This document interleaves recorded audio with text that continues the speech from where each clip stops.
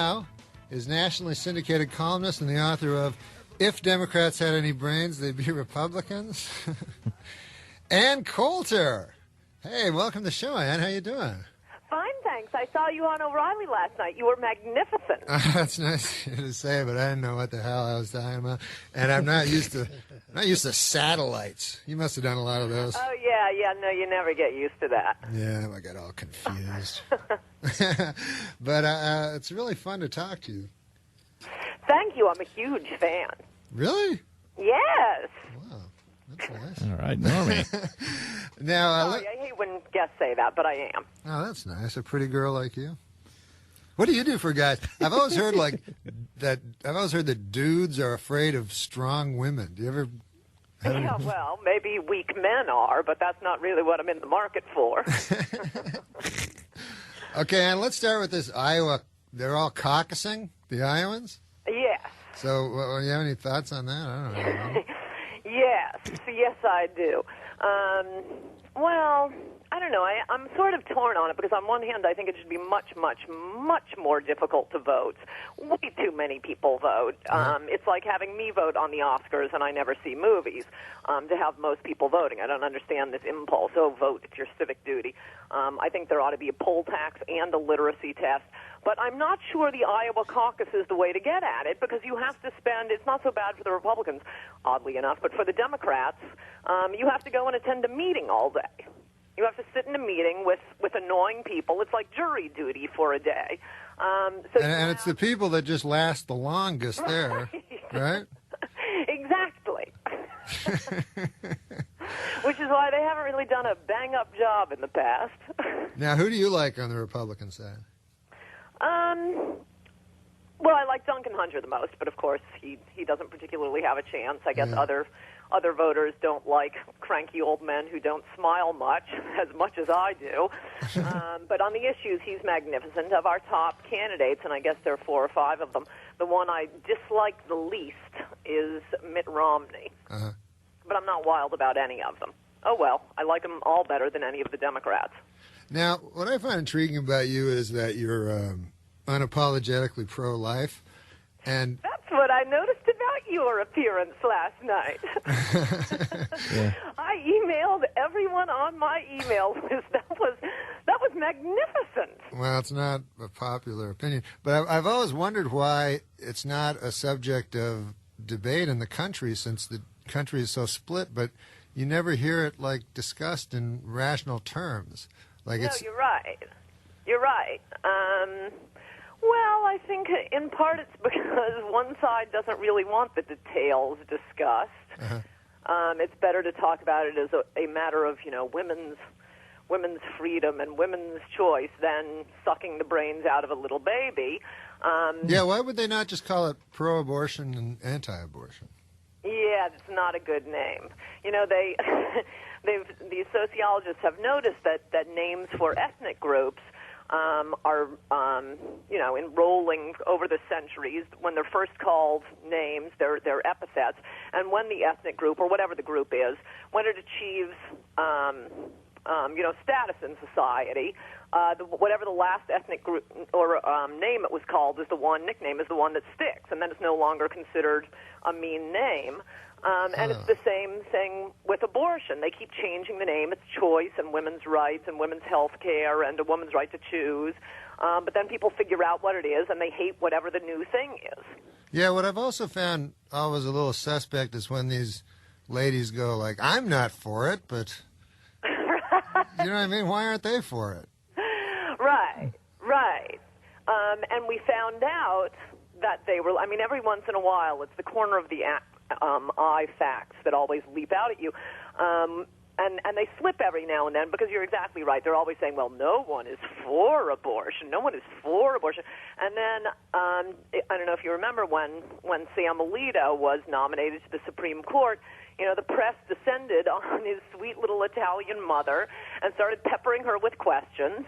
And they asked her, is your son Is he, for or against abortion? And she said, well, of course he's against abortion. And that became a huge news item that Sam Alito was against abortion. But, I thought they told us everybody was against abortion. Now, is that your litmus test? I have lots of litmus tests. But, yeah, that's a big one. That's a really, really big one. Because I know you're very serious about it. And do you view it as like a program, like a genocide? Like a what? Like a genocide? Yes. Yes, it's unbelievable what's going on. It's amazing how restrained the pro-life forces are, but they won't let us vote. I think we'd win if. Obviously the Planned Parenthood side thinks that Americans are not copacetic with abortion because we're not allowed to vote on it. That's part of what's so enraging about this. There's nothing you can do about it. As long as the Supreme Court says that abortion is a constitutional right, there's nothing you can do. You can change as many hearts and minds as there are in the country, and there's nothing that can be done. Back in the 60s, these radicals used to, if they weren't going to sign up with, the weathermen and blow up the Pentagon, they'd say, no, I'm going to work within the system, work within the system. Well, the pro-life forces have been working within the system for 40 years now, and, patiently bide their time, try to get new Supreme Court justices, and then, we end up with an O'Connor or a Kennedy who hallucinate the same right to abortion in the Constitution. So, I understand why violence breaks out. I wouldn't engage in violence myself. Just on the basis of Pascal's wager, but I can understand if you're not going to let people vote that some of them are going to engage in violence. There hasn't been that much violence. It's about 7 abortion doctors to, 40 million dead babies. It's a very tiny... I didn't understand the Pascal's wager. I know what that is. But... That was the argument for God. It's very simple. No, I know Pascal's wager, but I didn't understand what you meant. Oh, I wouldn't shoot an abortion doctor. Oh, because... Yeah, what if I'm wrong? Right, okay. Yeah. Well, that's interesting that you say, what if I'm wrong? Have you ever said that before? I'm sure I have, though not on most of the idiotic things liberals say. So you would not support Giuliani then, or any other pro-choice candidate? No, if it's I've been polling, some of my friends on this. I think it would be very bad for the country if both the Republican and Democratic nominee support abortion. I think that would be bad. But if they're both supporting abortion, yeah, I at first I was saying I'd never vote for a pro-abortion Republican, and then within about a week I realized after a hard-fought campaign against Hillary Clinton, I'd probably go into the voting booth, pull the lever for whichever idiot we've nominated, including Giuliani, and then just lie to all my friends about it. What is your sense of who? To me, it seems clear that Hillary Clinton will be the next president. But do you think so? I think so too. And this business about how she's losing in Iowa, I am very suspicious of because of the sneaky little tricks of the Clinton machine. And one of the big ones they've always used is lowered expectations.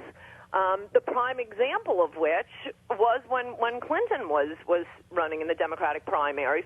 He came in like 3rd or 4th in Iowa. He came in 2nd in New Hampshire, and that one was when he was crowned the comeback kid. He came in 2nd. How are you the comeback kid? Well, it's because they had spent, weeks lowering expectations, and he's washed up, he's finished, he's over. And the funniest example was right before they released his grand jury testimony. This is the one in which he launched the one about it depends on what the meaning of is, and we got into a lot of discussions of, where his penis was in relation to Monica Lewinsky, and it was so embarrassing. The grand jury, the black grand jury in Washington, D.C. that was sympathetic to Bill Clinton, they laughed out loud as he was giving his testimony, and so before it was released to the public and played all over TV, the rumors went out, you'll probably remember this, that Clinton turned purple and there was spittle coming out of his mouth and he stormed out of the room. Well, okay, it wasn't that bad. It was embarrassing. What is the definition of the word is? Do we have an OED somewhere? I thought it was pretty simple. Yeah, it is. It's almost a word that's so simple you don't even know the definition. This is why I so wish, I don't think it will happen, but I so wish Obama would be their nominee. I think he would be tougher to beat than Hillary, and I don't care. I just want to be rid of this national pestilence of the Clintons. The national pestilence. Our long national pestilence is over. Exactly. Yeah. Well, Barack's got money. Yes. I mean, that does give you, that is a heartening fact about the Democrats, that even they feel a little creepy about the Clintons. It's funny, Barack always ends his thing with, let's go change the world. And isn't that what Bush is doing? Yeah, in a pretty transformative and important way. Hey, Ann, you're going to stay with us for one more segment, right? Wait, what? The Dennis Miller Show.